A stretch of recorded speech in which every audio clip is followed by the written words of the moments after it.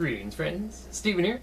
I haven't done a video in a while, and I had a topic I wanted to just share with you guys. Feel free to write your opinions in the comments afterwards.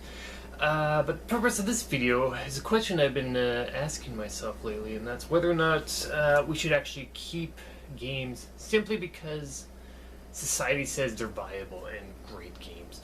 Now, as you guys probably know, if you're following this channel, there's a good chance you're a retro gamer or a retro collector. And it's really a seller's market these days. Games like Super Nintendo or Nintendo 64, for example, these systems, the games, the value is just skyrocketed. It's not like it used to be. Back in my day, you could pick up some pretty good games for not a lot of money. Now there's like $100 games, $200 games. And on that note, I've gathered some games here in front of me, and I thought we could just take a look at some of them. And I've gathered the Canadian prices from eBay. I sort of put an average together. Generally went price plus shipping lowest first, and then I figured out which one looked about the same as what I've got here. And we can see how much these things are worth online, and whether or not, if I should keep them, I don't know. Of course, as you know, we also have done Should I Keep It episodes in the past, but those are things that weren't never really worth a lot of money in the first place. But this stuff, well, let's take a look.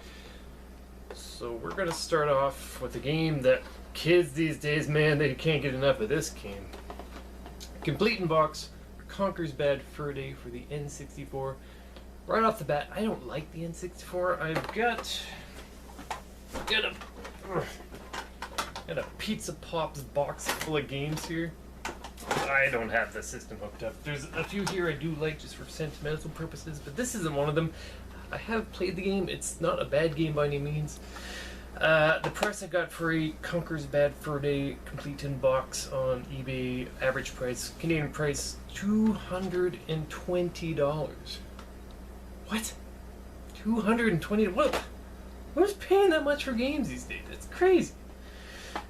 Recently, Fallout 4 came out, Canadian price $79.99. That's a lot of money for a game.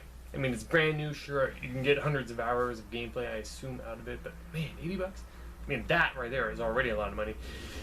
Twilight Princess HD for the Wii U, that's coming out soon. It's got an amiibo, a soundtrack. That's $100? This game, what? $220? So, I don't even want to open it. It's super mint. I've played it once or twice. We're going to take a look anyways. See what we got in here.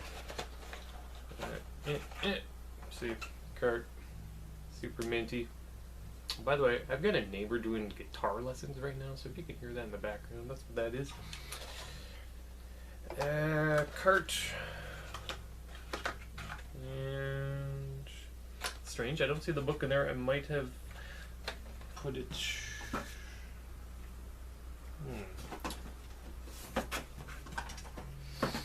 I separated the books a while ago. I remember this now. I don't know where it is, but anyways, I'll find the book and all the stuff that goes with it. Conker's Bad Fur Day. Like, I bought this new.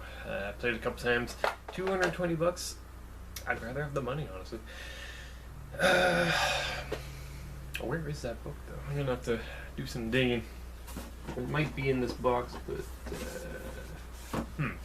Anyways, next item I have up for lists is something for the Skylander fans out there. This is Skylanders Sparrow's Adventure Boomer, but as you can see here, he's not painted. This is in fact the silver variant Boomer. Activision would pepper these variants in with the traditionally painted Skylanders. These silly things, like, once again, went on eBay, Canadian prices, looked up the average amount, and I've got silver variant Boomer. I can't believe it's $250. What? I bought this like $12 maybe, probably less because these things weren't quite as expensive as they are nowadays. But once again, complete in box, sealed. I've kind of had it on my wall just as a decoration because obviously you don't open this sort of thing unless you're just into opening like the super rare things. Now these you can actually play in the game by just putting it on there. You can leave them in the package, unlike Amiibo where they put that stupid metal bar under there. In game, it's exactly the same as a regular Boomer, but sealed silver. $250. It's great. Like right there, we're almost at $500. Like I could use $500, especially right now. Christmas is coming up, Black Friday. I missed Black Friday because I have no money left because I spent it on other crap. Next up, just the card alone, it is Tytos Kick Master for the NES. I do want to do more. Should I keep it sooner or later? I don't know. Follow me on Twitch because I have been streaming a lot of games more often than I have been making YouTube videos of them.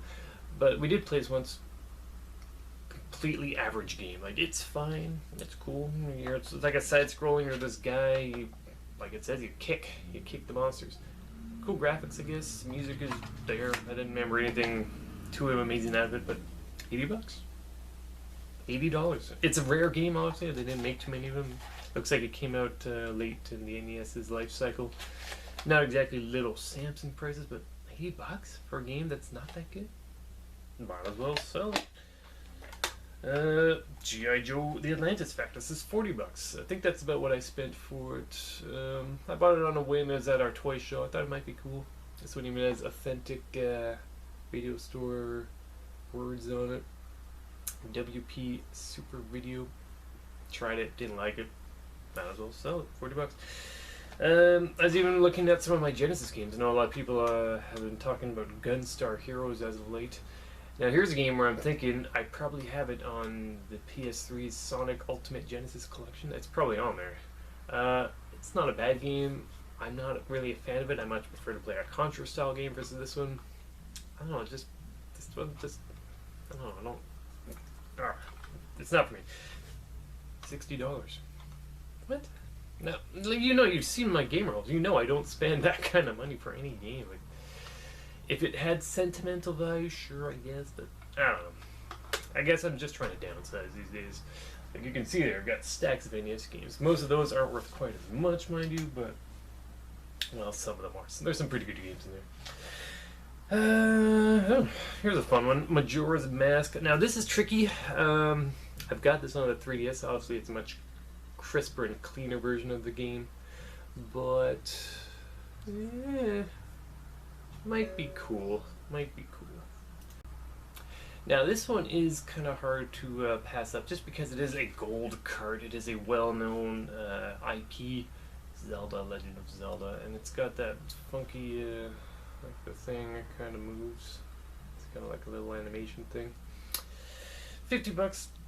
Yeah, I mean, if I actually were able to sell the rest of this stuff at the price I've listed for each of them, I think I could keep this one. I mean, collection Zelda. Zelda's cool. But, I don't know. What do you guys think? Obviously, like, you know this, I collect the games. That's what I do. Like, my apartment is freaking full of this stuff. But, with the things like, with the should I keep, it's like, what I'm trying to do is focus on the games I actually want versus games that I have that are now worth, you know, hundreds of dollars. It's crazy. Like, it makes more sense to sell than to keep, I guess. I don't know. Inner struggle. Like, at one side, he's like, well, you've got these really expensive doodads, and it's great to have them in the collection, all that. But on the other side, you're just like, well, I could use money and this stuff. I don't really interact with it anyways, so it's nice to have. But if you have so much crap, it's hard to focus on any of it. Just for fun, I brought a couple of games that I would be keeping. Like, here we have Mega Man 3. Obviously, it's in the box. Really good shape. I'm really going to have to find that manual. I'm baffled by the fact that that manual's not in there. Mega Man 3. Cart's in nice shape. Now this, I'll keep, because this makes sense. It's my favorite Mega Man game. Oh, book is in here at least. Look at that. Crisp. I like this. Easy keep. So now these are the sorts of games. Yeah, there's no question. This I want to keep. So that's what I'm thinking. Like, if you got a thing, you can go on eBay or whatever, and it sells for big bucks. Hey, now's the time to sell. Even games that really aren't looked well upon in the retro game community, but games that I personally like, such as Amagon here. I love Amagon. I don't know why people don't like it as much as I do. Well, I mean, once again, sentimental value. The sentimental value is through the roof on this one. Cool game, though. I don't know why people don't like it more than they do, but, you know, it's worth, well, we'll say $5 to $10 card alone, but, you know, hey, I'm happy to have it. I'd pay more if I didn't have it. I guess that's really what it comes down to, you know, like Conker's bad for it, I guess, with the kids in their game groups or whatever. All these Let's Plays, and they jack up the price as a result of the popularity of a video. I don't know.